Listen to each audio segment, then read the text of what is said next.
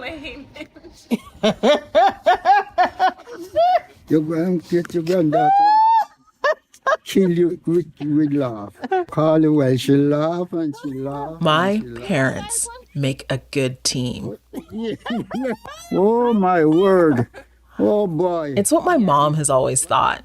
From the moment she laid eyes on my dad as a teenager, she liked him. He was tending his goats and cows, and he looked capable, and she liked that. So she pursued him, persuaded him that they would be better as one unit, a family, a team. Many years later, as a young mom, Eva, my mom, would leave us behind, me and my two brothers and sister in Jamaica, to set the table for a new life for us in Canada. She was going to take one for the team. You see, Canada had been calling on women like my mother for years, beckoning them to come and settle in as domestic workers. You know, taking care of kids, housekeeping, that kind of work. It was called the West Indian Domestic Scheme, and it was an organized recruitment initiative that ran from 1955 to 1967. The scheme was set up between the Canadian government and governments from the English-speaking Caribbean. My mom heard all about it in her small Jamaican village and hoped one day to be one of the young women off to what Jamaicans called foreign. The idea was almost like a dream. It was so simple. Move to Canada, work there, send money back home, and maybe even put down some roots. But what was this scheme all about? Who was benefiting from it? How did these thousands of Black women from the Caribbean get along in Canada in the 1950s and 60s once they arrived? And what is the legacy of the domestic scheme? Well, for starters, there's me and my family. Let me tell you about us. This is Strong and Free, a Historica Canada podcast, because Black history is Canadian history. My name is Garvia Bailey. I want to tell you my story, but I'm also going to lean on some deep research by someone who's literally written the book on this topic.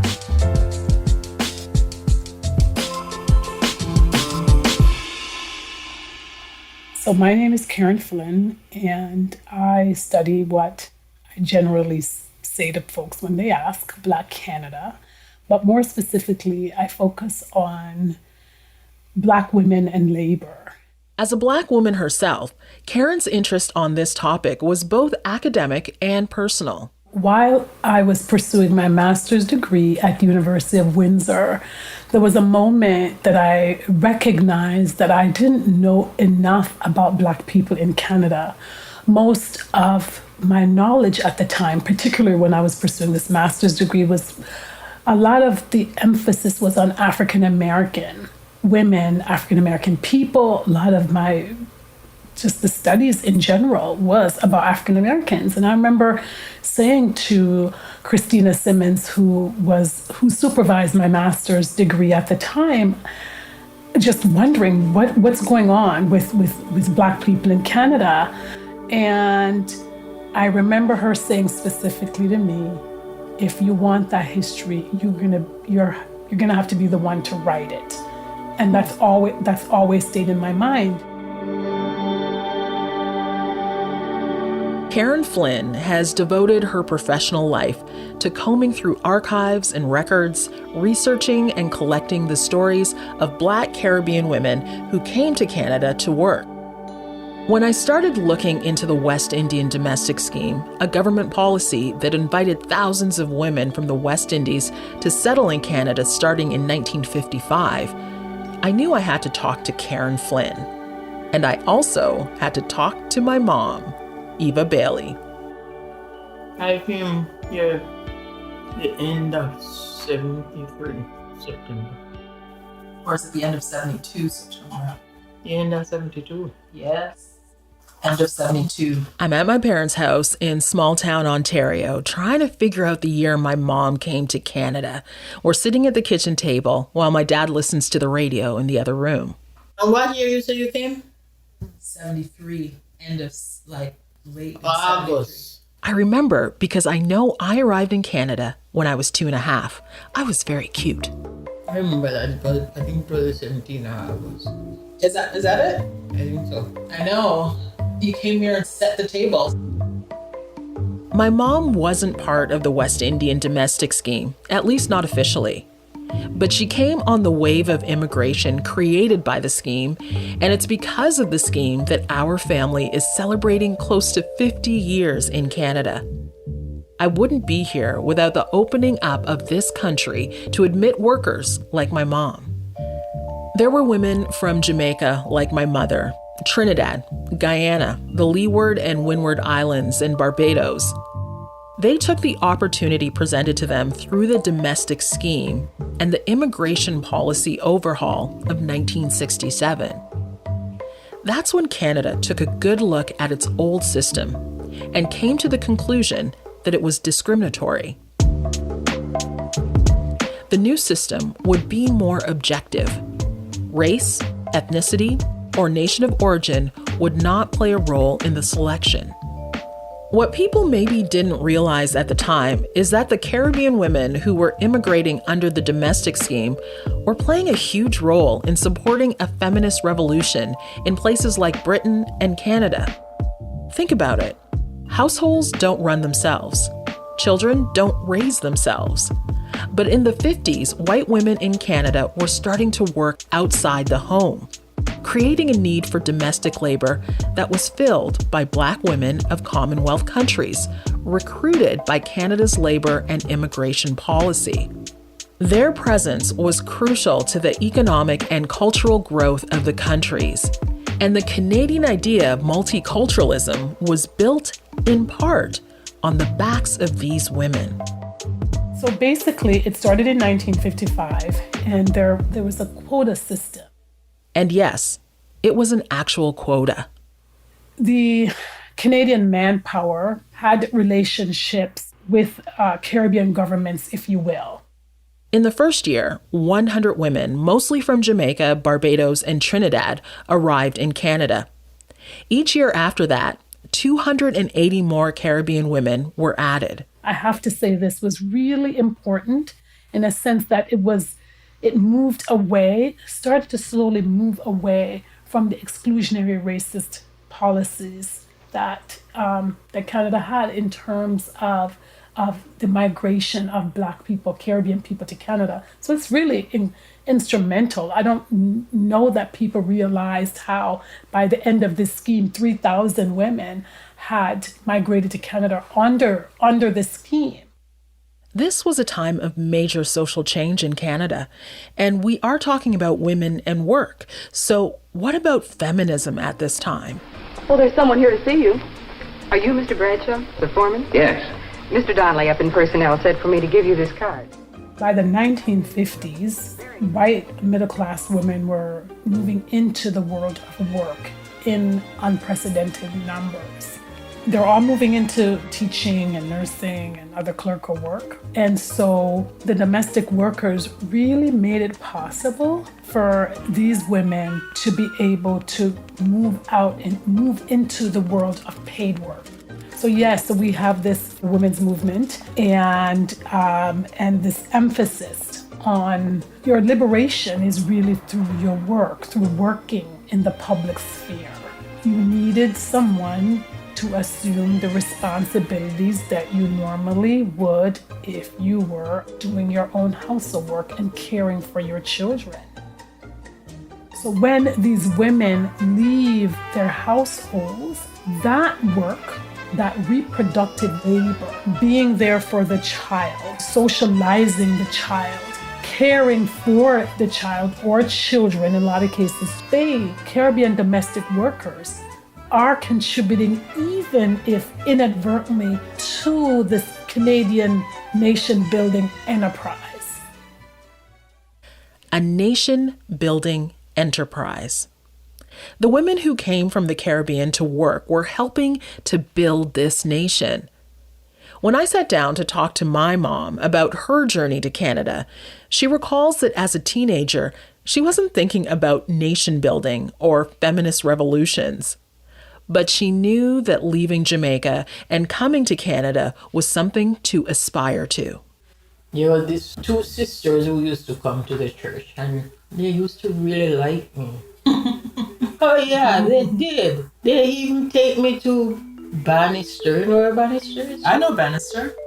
Bannister is a small village just down a steep road from my mother's small village, Redground, in St. Catherine's Parish. That's where I was born. But in this memory of the two sisters from church, what my mom is saying is that on Sundays, she loved going to Bannister with them. And she loved that free lunch. Well, that's where they live. They would take me down there and feed me. The two sisters. They told me somebody in Canada is sending for them, and I should keep it a secret. And like say, within the next 2 weeks, I won't be seeing them to take me for lunch anymore. Oh. My mom does this thing where she pretends to cry. I think it's adorable when she does that. Were they excited? I don't remember if they were excited, but I know that they were happy. It was something my mom saw in her village all the time in those years between the 50s and into the 60s. Young women from her community picking up and going to Canada. A generation of them at church one week and then gone the next. Your explanation of your own mother all suggests that people often assume that Caribbean people, this idea that we're searching for a better life, right? So somehow the life that you lead wasn't good enough. What I'm suggesting as well is that people also wanted to travel. They wanted to see, domestic workers wanted to see the world, right? Yes, social mobility, upward social mobility was a factor because as we know, this is the 1950s. We're still talking about the colonial Caribbean here. Most of these countries until 1962 hadn't gained their independence from Britain. So there's just this inequality that existed on the Caribbean islands. They weren't enough. You had people who were educated, not enough employment. So no one is denying the fact that upward mobility was a factor that prompted Caribbean domestic workers to come to Canada. They also wanted to advance their education. So there was never just one reason.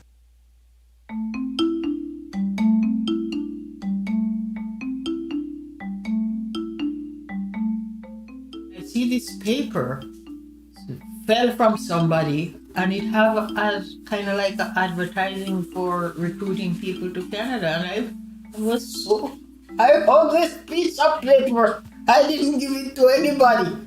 I hold on to it. I couldn't wait to get home to send in an application for that thing. To come to Canada? To come to Canada. So they were advertising it in the paper. When my mother is telling me this, she is actually holding her hands to her chest, like she's holding that piece of paper she held so many years ago. That ad in the paper was the way my mom heard about the West Indian domestic scheme. According to Karen Flynn, this is one of the many ways that word of the domestic scheme got around. There's multiple ways in which women, young women, found out about domestic work in Canada. One, there were those advertisements in the newspaper, but word of mouth was the biggest, right, way in which other people found out about domestic work. So folks would come to Canada, right, and then they would tell someone else, and somebody would tell someone else. Another person said, well, I was talking to my friend and I found out about this from somebody else, and we're just going to go to the Canadian Embassy. We're just going to go to Canada. My mom did apply for the scheme, but she was pregnant at the time, and she had heard that there was a list of criteria for being chosen.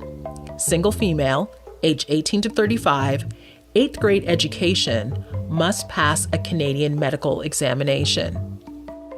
The families, the church, both governments in the West Indies and Canada, they were as serious about this recruitment process as they would be about recruiting for the army. Over those years, a constant flow of news about the scheme would travel back and forth between the island nations and Canada. In our family, it was my mother's sister, my Auntie Lynette, who came to Canada under the Domestic Workers Program. She was constantly writing letters back and forth with my mom about her new life in Toronto. The cold, the food, the opportunities, the work, the loneliness. And even though the Canadian government was aggressively pushing for the workers to come, the decision to come and what was awaiting the women wasn't always ideal. It must have been so hard to leave, though. Because you didn't know how long you were going to be gone for, did you? Now, I know if it wasn't good, I could come back. Mm-hmm. But for the leaving, it was hard. It was really hard. I was just a baby, not even out of diapers yet, and my mom was leaving. You guys was one of my head topic of everything. How we gonna, I can't leave them and stuff like that. And I say Ed should go first. Ed is my dad, my mom's original teammate. Lynette right back and they want woman. Well, that's how it was. They wanted women to come. Yeah, they want woman because woman will do housework. My mom arrived in Canada 5 years after the scheme had officially ended. She came on what's called a temporary employment visa, a kind of extension of the scheme.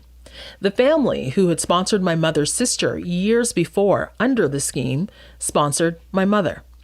Her first job was doing domestic work for them, but soon my mom was able to find a permanent spot with a woman who was going through a divorce and re-entering the workforce.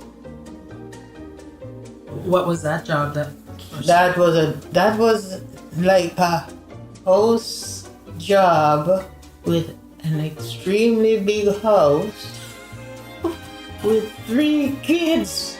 And what were you supposed to do? I'm supposed to take care of them because she's gone to Montreal on business. And she was in the middle of a divorce. White people Yeah. in a big house. Where was it? Rosedale? Young Street somewhere. It was the housing part of Young. It was push. Fancy. I made mistake one time and opened a room which it was all red carpet, red table cover, gold the sun set up on the table. Shut back the door. The door is not for me. I won't go in. My mom took one look and didn't go back into that room ever again. It was too fancy for me. I wouldn't say about riches, but I don't go to grocery store. The grocery coming to me 2 big boxes of stuff that I should pack away. It was all so different from what my mother knew back home. And then, of course, she was caring for these 3 kids while her own 4 children were so far away. So they were little, these kids. Yeah. And the girl was 8 and the baby was about 9 months or something. But anyway, John, I decide that I'm going to give John a bath. I go, John, why do you want to give me a bath? Because Mom says, okay, get in the bath and me rub him back and they call me Ava. They call you Ava. Ava. Every time you come to watch me wash my white bum, can I see your black bum? Oh no! No, John, you can't see my black bum. Because if you see my black bum, you will laugh until you die and your mom wouldn't like that. I remember that. It's okay. Sure, there was some indignity attached to the job, like the family insisting on calling her Ava when her name is Eva. But overall, she ended up with a good family that treated her well and paid well. That wasn't always the case for the domestic workers who came over with the scheme. You come to Canada and then you recognize that the job that they said, well, you're going to get this much money a month. You know, there's a sponsorship letter that tells you you're going to get $200 a month. And then instead of $200, you're getting $100 because your employer is not living up to the contractual agreement. But you have the Advice to West Indian Women Recruited for Work in Canada as Household Help, basically telling these domestic workers, try not to agitate or create any difficulties for your employer. So the expectation that they would be making all this money, I think domestic workers came to Canada with these ideals and these expectations, and in some cases were disappointed. Many of the domestic workers found themselves in really a rock and a hard place. And many of the domestic workers were told basically not to complain. We have to try to think about Canada in 1955 and the 1960s. Sometimes we use this kind of 21st century mindset to think back to the 1950s. These women left their families behind.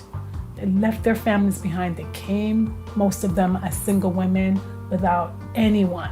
They're in communities where they're the only, person of color. They're working for these families.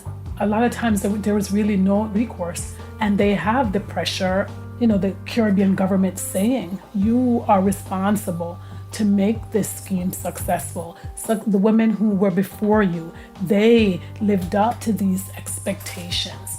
Who are you going to complain to?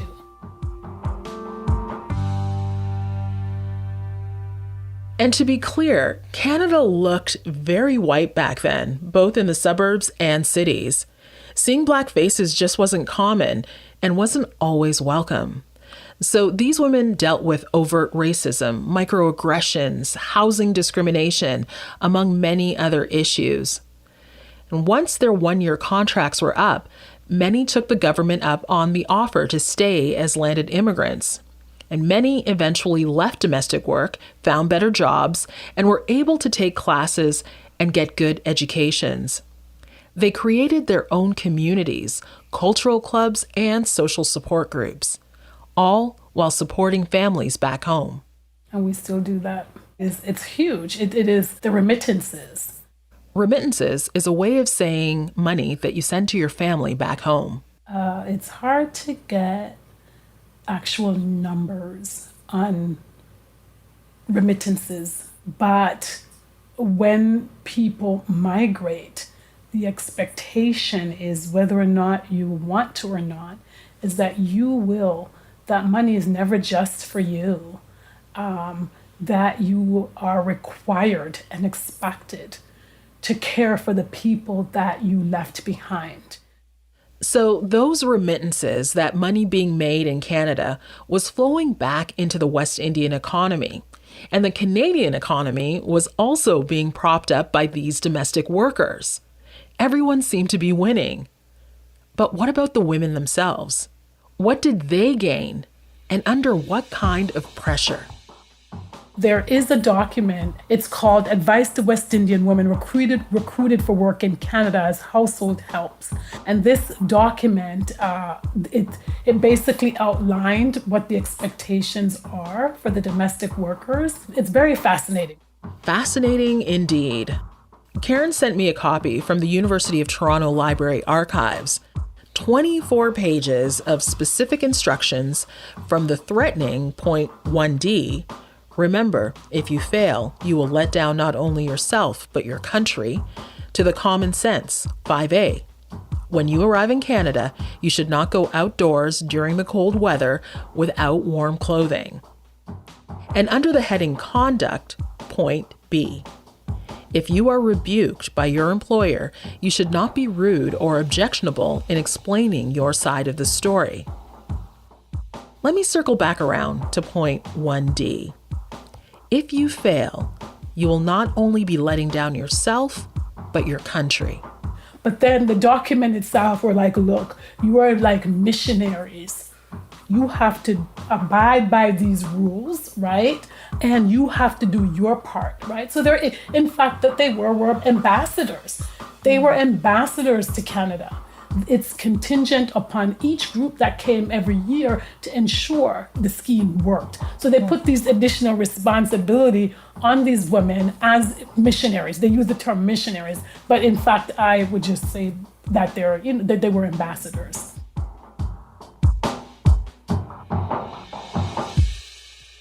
Ambassadors. That's a lot of responsibility.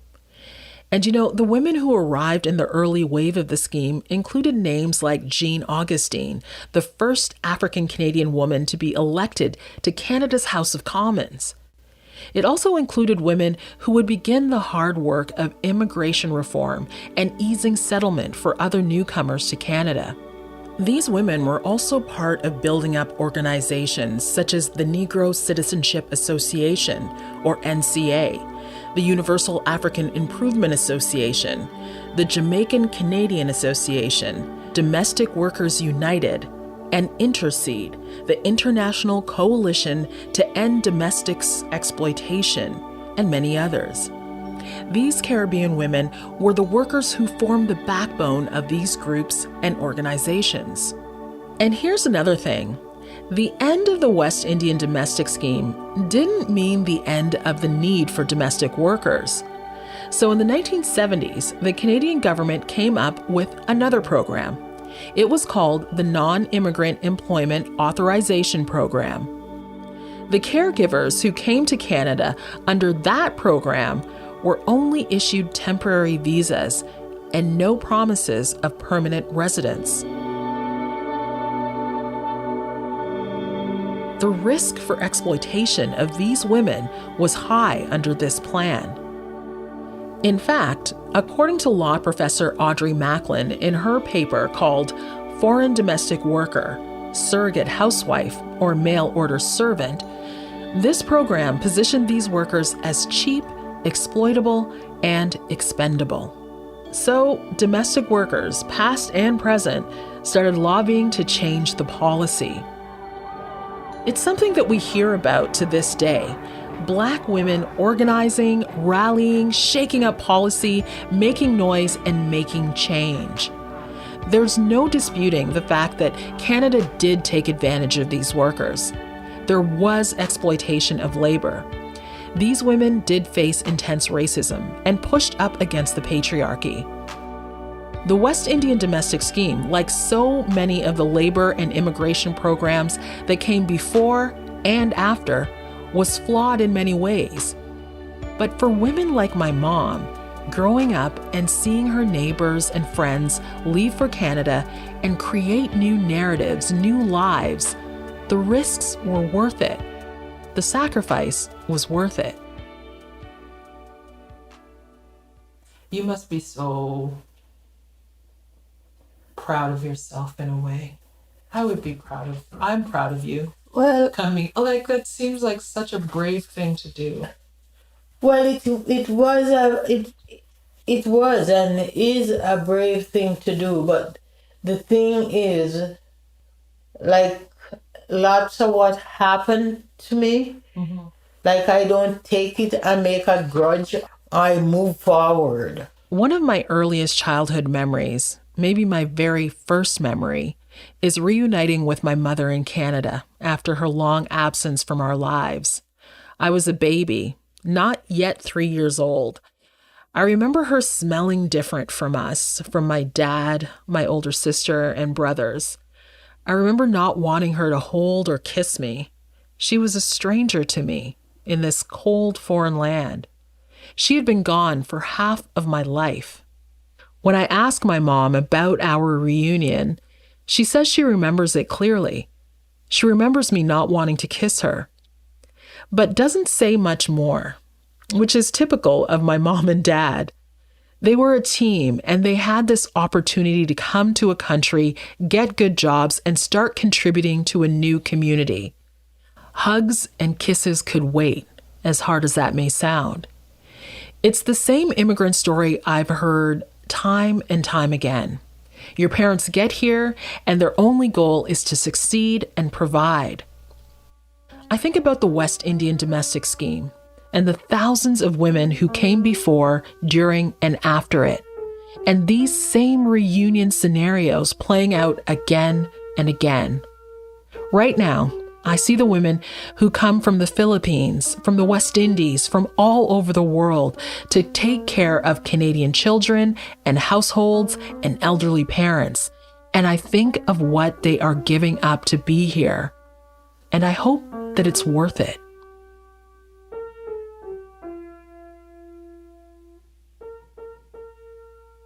I don't know about tomorrow. I just live from day to day. Life is something that if you allow stress and this and that to keep you down, that's what will keep you down. Mm-hmm. You have to always kind of say, well, looking at the positive thing, because where there is 10 negative, there is 20 positive out there waiting for you if you put your heart and mind to it. And that is the thing that really, really keep your 82-year-old mother going. You just got to do it. Whatever you have to do, you just do it. The future, and I know who holds my hand. Oh, that's a nice song. Yes, here, Dad. That's right, here. And I'll let you drink your soup now. I think there are more verses to it, but that's okay. That's perfect.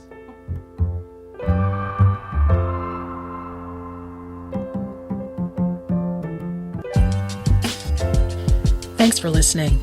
Strong and Free is produced by Media Girlfriends and Historica Canada. You can find Strong and Free on Apple Podcasts, Spotify, or wherever you get your podcasts. This series is part of a larger Black history education campaign by Historica Canada. For more resources, visit historicacanada.ca. This episode was written and produced by me, Garvia Bailey. Senior producers are myself along with Hannah Sung. Sound design and mix by Gabby Clark and David Moreau. The Media Girlfriends team is rounded out by Josiane Blanc, Lucius DeChaussee, Jeff Woodrow, and Nanaba Duncan, the founder of Media Girlfriends.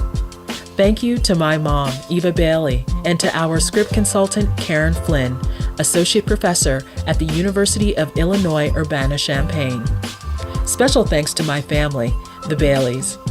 The 1959 clip you heard in this episode was produced by the Calvin Company for a McGraw-Hill textbook series in a video called The Problem with Women. Fact-checking by Amy Vandenberg. I'm Garvia Bailey. Thanks for listening.